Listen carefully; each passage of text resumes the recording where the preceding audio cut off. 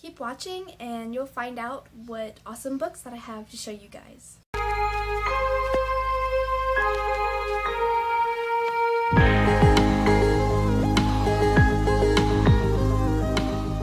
Hey guys, welcome back to my channel for another video. So this video is going to be about my favorite books and what I would recommend to you guys. You guys are big readers. I am definitely, for sure, a big reader myself. I love reading. It's definitely been one of my favorite things ever since I was a kid. If you guys don't really know a whole lot about me and you guys are new here, my name is Emily. I have 2 kids and reading has been kind of tough these days, but I've been actually trying to pick it up just now. I haven't read in gosh, I don't even know how long. It's been a while since I picked up reading again, but I am back into it, and I have started Harry Potter, the first book, Sorcerer's Stone, and I've actually never, ever, ever read the books. I know. Don't judge me. That's why I'm getting around to it now. I've actually had that book since I was a kid, and I've actually never read it. I don't know why, but now I can't put it down. It's amazing, and I can see what the big hype is about now. It's wonderful. And believe it or not, I've only seen the first movie. I know. So after I read all the books, after I read the first book, I'm going to rewatch the first movie, and same goes with all the books too. I want to read the books first. So, my favorite books that I have here, I've got a big bucket here of my favorite books. They're, the genres are there's a big variety. Not a big variety, but there is a variety of different styles and plenty of different authors. I will tell you right now, the most that you're going to see with the genres here, the type of genre, it's going to be horror. That's one of my favorite genres out there. And I also do drama and, mostly horror. Okay, so the first book that I'm going to grab here that's on the top of the bucket is The Lovely Bones. And I gotta tell you, this was one of my favorite books. I could not put it down. I read this years ago, and I would like to pick it up and read it again. But it's also a movie, and the movie is actually pretty good too. It's by Alice Sebold.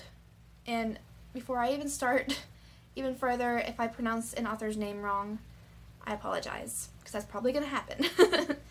But I do highly recommend this. I will have you guys look up these books on your own time. I don't really want to make this video too long and describe each and every book that I'm about to show you what it's about pretty much, but this is mostly about a drama. There's a lot of, there's definitely a lot of drama, and you will cry. If you're sensitive, like me, I'm a sensitive girl. I cried. So, definitely a good read with this one. It's pretty awesome. Okay, so this is my next one. It's Into the Wild. I actually got this book when I was in high school. This was one of the books that was on the list for summer reading, and this is what I picked, and it was definitely a wonderful choice. Another book that made me cry. Obviously there is a movie to it, and it's just wonderful. And it's Jon Krakauer, and it's based off of a true story. This is a very famous story of a man that goes out into the wild, and he leaves everything behind: his family, his friends, money, and it's all based off a true story, and it's very, very good book. So my next one, I really do like this author. Her name's Jodi Picoult. She's a very big author, very, very famous, I think. This is the book that I read years ago. It's called House Rules. Basically, it's about a autistic child, and that gets into some trouble. And that's all I'm really going to tell you. You will also cry in this one. She does that a lot with me. When I read her books, I end up crying or get very emotional. Highly recommend that one if you like the drama. Let's see. My next one is another Jodi Picoult. Is 19 Minutes. Now this is probably on one of my top 10 or even top 5 favorite books. Seriously, this book was so good. I read this in high school for one of my summer reading projects, and I was not disappointed. I could not put it down. This book is wonderful, and it's very sad.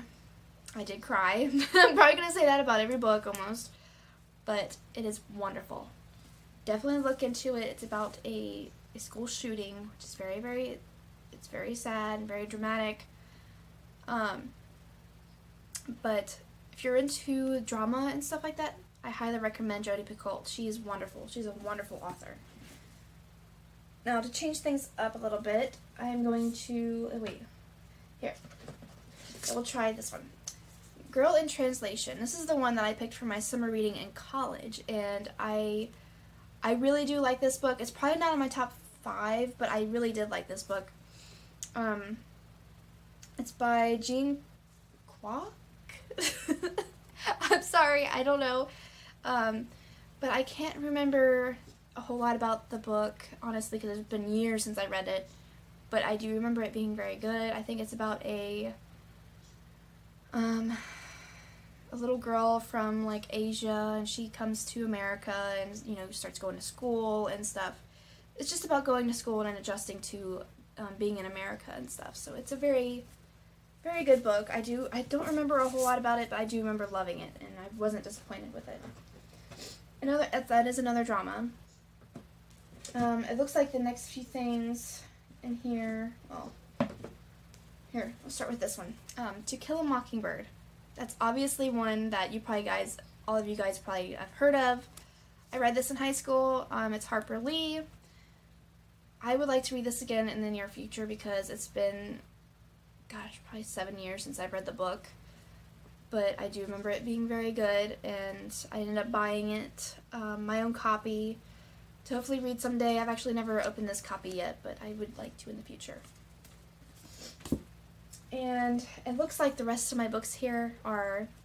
Okay, so my next one, this is probably like one of my top 5, is The Thief of Always. Now, this one was just amazing. My dad actually gave me this book, and I haven't read it in years. Like I said, I haven't read in a very long time.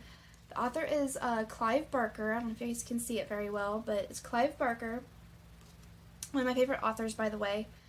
Basically, it's about a little boy that goes into a different realm, and that's pretty much what it's mainly about. I can't really remember the exact storyline. I don't want to make this video too long, but definitely a really good book. This is another Clive Barker. This is actually the second book, but it is Abarat, and this is a wonderful series. There's actually like four more books to this, and it's probably like one of my favorite book series that I've ever read. Basically, it's about, like I said, it's been years, but it's like a different realm of monsters, and just, yeah, it's like it's a little girl that ends up going into a different dimension, a different realm, and meets all these strange creatures that end up becoming her friends, and they go on crazy adventures and stuff like that. So it's very cool. It's kind of like a fantasy kind of thing, and also kind of like a horror too. It gets kind of creepy every now and then in the book. And this one it's Dead City by Joe McKinney, and I gotta tell you, I had to put this book down because of how scary it was. I actually never did finish it, and obviously I do want to finish the book because it was really good. Good books that scare you and make you cry, those are the best books. But it's a zombie book. Basically, it's about a cop. You know, it starts off with a cop, and then zombies just start appearing out of nowhere, and you guys will have to look it up. It's pretty scary and pretty graphic, I gotta say. Now, what really got me into reading was Dean Koontz. Dean Koontz was the author that started me off with reading, getting obsessed with reading, and just the horror part, the thriller. I love thriller. So, I don't really remember what this one's about, but it's called The Vision, and it was very good. I do remember. I just remember not being able to put it down, but I can't really remember what it's about. I've read so many books, I just can't really remember a whole lot. This is another Dean Koontz book that I liked, and it's What the Night Knows.